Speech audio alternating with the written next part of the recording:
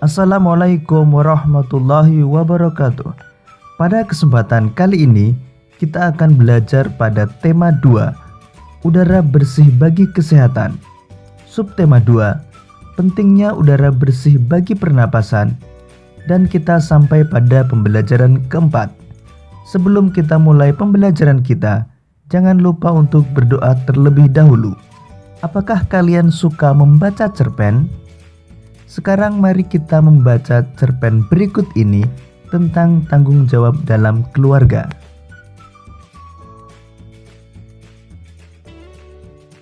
Tanggung jawab Ade.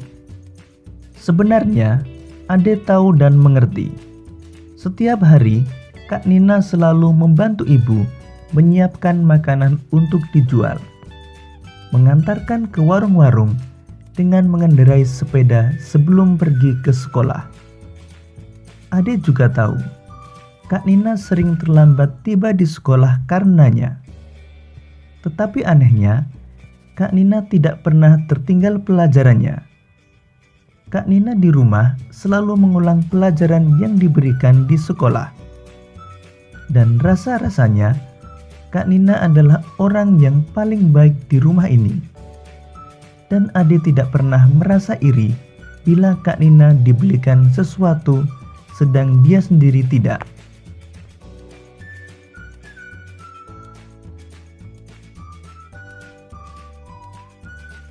Tetapi sekarang ini, pagi hari ini, Ade bersungut-sungut. Kak Nina sakit, berarti tidak berangkat ke sekolah dan tidak ada yang mengantar dagangan ke warung-warung. Ibu sudah lama tidak bisa pergi kemana-mana karena mudah sakit kepala. Satu-satunya yang bisa diharapkan adalah Ade. Apa Ade tidak ingin membantu ibu? Sekali ini saja. Selagi kakakmu sakit deh, ibu berkata dengan penuh harap. Ade hari ini ada ulangan bu, harus berangkat lebih awal. Semalam tidak sempat banyak belajar, jawab Ade sambil menyiapkan buku-bukunya. Wajahnya tampak cemberut. Ibu menarik napas panjang mendengar alasan yang diberikan Ade. Kalau sudah demikian, mau apa lagi?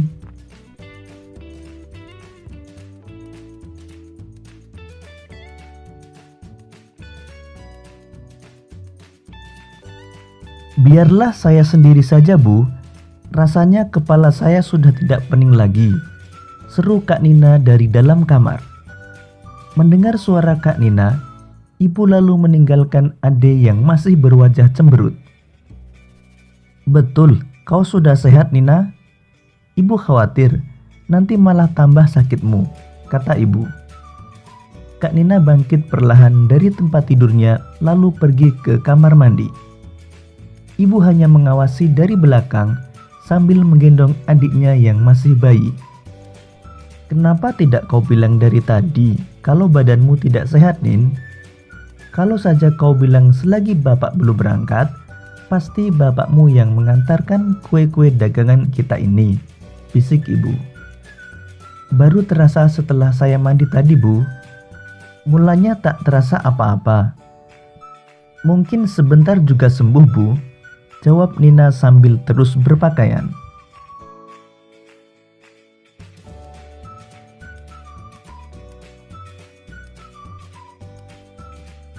Ade berangkat tergesa-gesa. Ada ulangan, begitu alasan yang disampaikannya untuk menolak tugas yang biasa dilakukan Kak Nina. Padahal ia tidak langsung menuju ke sekolah, karena di sekolah pada waktu sepagi itu masih sepi. Bahkan mungkin gerbangnya belum dibuka. Dan sebenarnya pula tidak ada ulangan. Ade sengaja menolak tugas itu karena malu. Ia tidak mau teman-temannya melihatnya naik sepeda sambil membawa keranjang kue-kue. Ia tidak mau dikata-katai teman-teman seperti yang dialami Alip yang mengantarkan koran tiap pagi itu.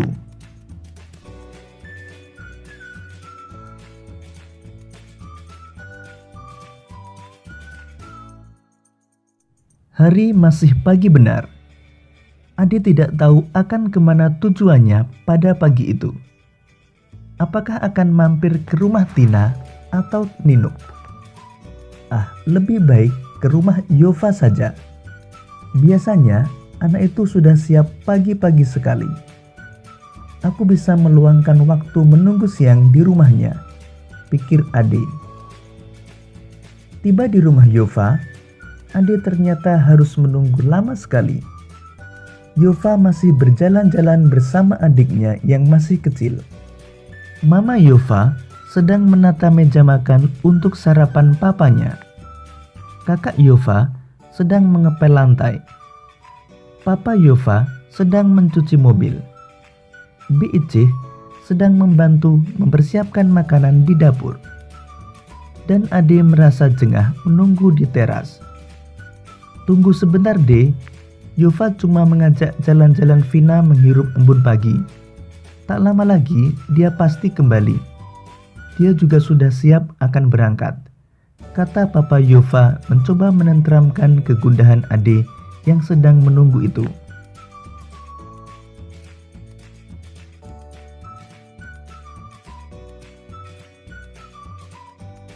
Tetapi yang dikatakan oleh Papa Yova itu ternyata lama sekali bagi Ade.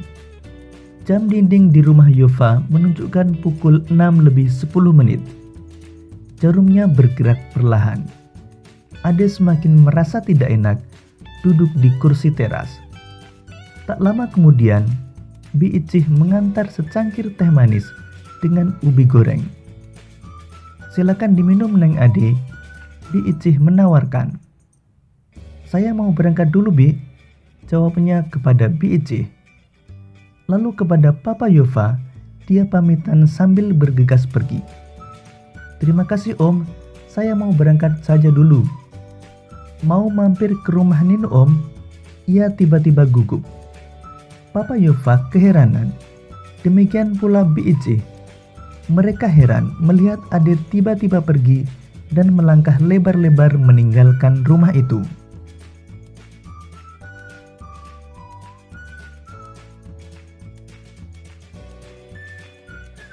Semua orang sibuk, semuanya bekerja, semuanya tanpa kecuali.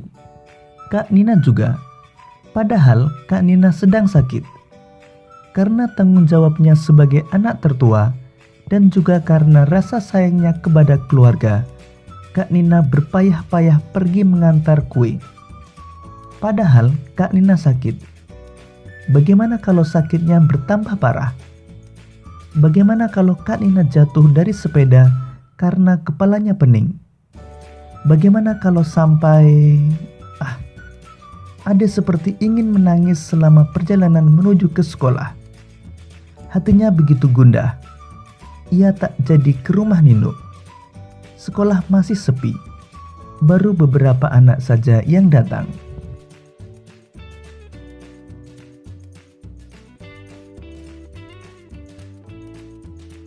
Selama pelajaran berlangsung, Ade tidak bisa memusatkan perhatiannya pada pelajaran. Beberapa kali ditegur Pak Adi karena melamun. Ia ingin segera pulang, ingin segera menjenguk Kak Nina. Mungkin Kak Nina tambah parah sakitnya. Mungkin Kak Nina jatuh dari sepeda karena kepalanya pening. Lalu ada kendaraan yang menabraknya. Hap! Kau sakit, Ade? Tiba-tiba terdengar teguran Pak Adi. Ade gelagapan. Rupanya tadi ia melamun selama Pak Adi menerangkan. Pak Adi lalu menghampirinya. Meraba keningnya. Ade jadi terharu.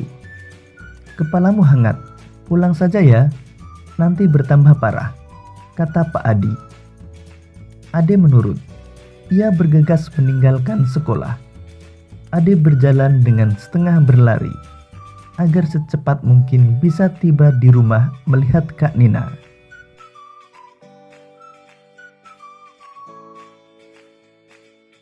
Dengan tergopoh-gopoh, ia memasuki rumah. Ibu sampai keheranan melihat sikapnya. Langsung menuju ke kamar Kak Nina, dan Kak Nina terbaring di pembaringannya. Ade seperti ingin menubruk kakaknya yang sedang terbaring itu. Kak Nina jadi terheran-heran dibuatnya. "Ada apa, Ade? Kenapa kau tiba-tiba begini?" tanya Kak Nina. "Maafkan aku, Kak. Sebenarnya aku tidak ada ulangan. Aku cuma malu mengantarkan kue-kue itu." Ade langsung saja menangis. Suaranya jadi tidak jelas terdengar. "Sudahlah, jangan menangis. Yang penting kau sudah menyadari kesalahanmu dan tak akan mengulanginya lagi. Untuk kali ini, tak apa-apa. Kakak memaafkanmu, De." Lembut suara Kak Nina menyejukkan hati Ade, mengobati rasa sesalnya agar tidak berkepanjangan.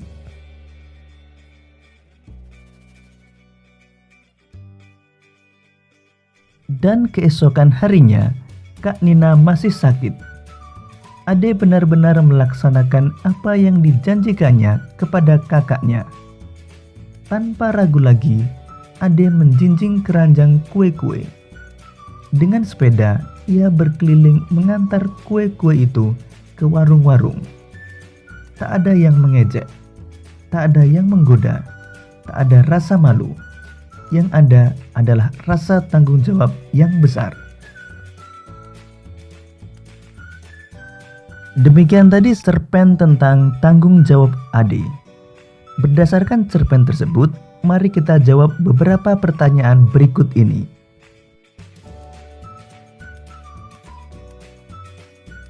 Siapa tokoh dalam cerpen Tanggung Jawab Ade? Tokoh dalam cerpen Tanggung Jawab Ade adalah Ade, Kak Nina, Ibu, Yova, Tina, Nino, Papa Yova, Bi Ici, dan Pak Adi. Berapa anggota keluarga Ade? Anggota keluarga Ade ada 5 orang, yaitu ayah, ibu, Kak Nina, Ade, dan adik bayi.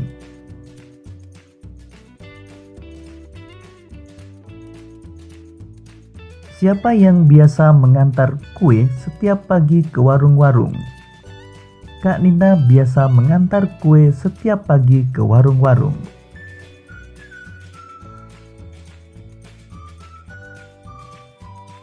Apa yang terjadi pada Kak Nina? Kak Nina sedang sakit sehingga tidak bisa mengantarkan kue ke warung-warung.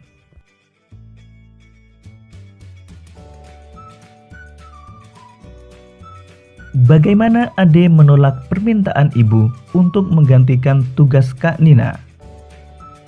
Ade berangkat tergesa-gesa karena ada ulangan. Begitulah alasan yang disampaikan Ade untuk menolak tugas yang biasa dilakukan Kak Nina.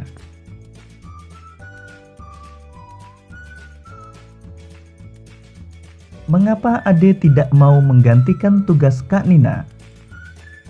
Ade sengaja menolak tugas itu karena malu. Ia tidak mau teman-temannya melihatnya naik sepeda sambil membawa keranjang kue-kue.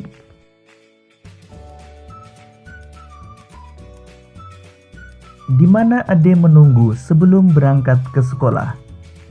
Sebelum berangkat, Ade menunggu di rumah Yova.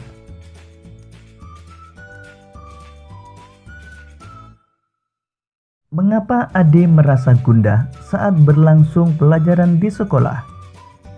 Ade merasa gundah saat berlangsung pelajaran di sekolah karena merasa bersalah dan khawatir Kak Nina tambah parah sakitnya.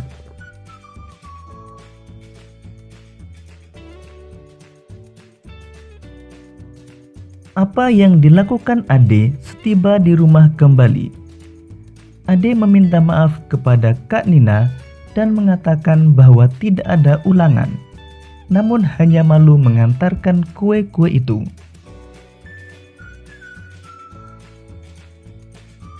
Apa yang dikatakan Kak Nina kepada Ade? Kak Nina mengatakan agar Ade jangan menangis dan yang penting Ade sudah menyadari kesalahannya dan tak akan mengulanginya lagi.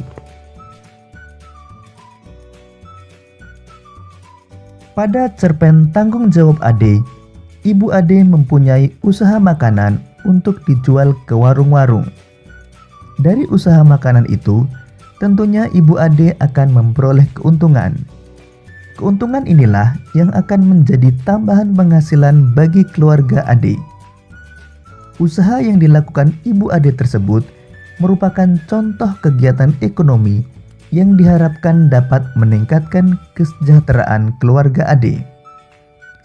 Sekarang mari kita lanjutkan pembelajaran kita tentang pengaruh kegiatan ekonomi terhadap kesejahteraan masyarakat.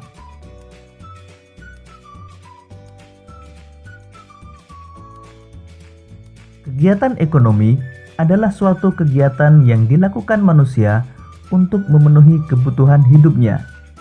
Kegiatan ekonomi terdiri dari kegiatan produksi, distribusi, dan konsumsi.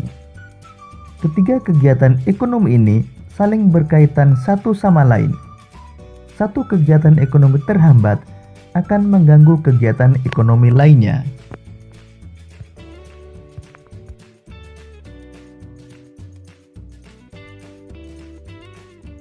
Produksi adalah kegiatan menghasilkan barang dalam rangka memenuhi kebutuhan hidup. Contoh kegiatan produksi adalah pengrajin gerabah yang mengubah tanah liat menjadi berbagai macam bentuk gerabah.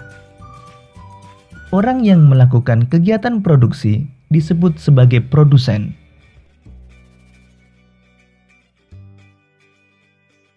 Kegiatan produksi berpengaruh terhadap kesejahteraan pemilik sumber daya ekonomi dan produsen. Bagi pemilik sumber daya ekonomi, adanya proses produksi memungkinkannya memperoleh balas jasa. Balas jasa ini berupa sewa, bunga modal, ataupun gaji. Dengan balas jasa ini, pemilik sumber daya ekonomi dapat memenuhi kebutuhan hidup secara memuaskan. Sementara itu, bagi produsen, adanya proses produksi menyebabkan produsen memperoleh keuntungan. Selanjutnya, keuntungan tersebut digunakan untuk menjaga kelangsungan usaha dan memenuhi kebutuhan hidup. Ini dilakukan dalam upaya mencapai kesejahteraan hidup.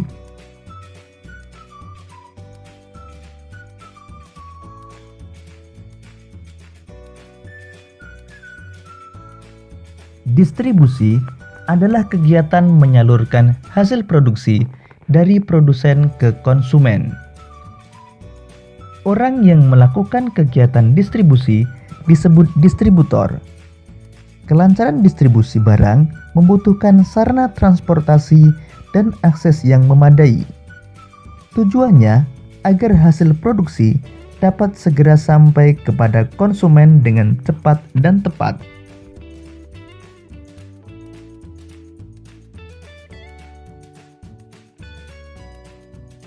Konsumsi adalah kegiatan menghabiskan atau mengurangi nilai guna barang dan jasa untuk memenuhi kebutuhan hidup. Contoh kegiatan konsumsi antara lain ketika kalian jajan di kantin sekolah atau membeli peralatan sekolah di koperasi sekolah, dan ketika kalian membeli sepatu di toko sepatu. Orang yang melakukan kegiatan konsumsi disebut sebagai konsumen. Demikian tadi pelajaran kita pada tema 2, subtema 2, dan pembelajaran keempat.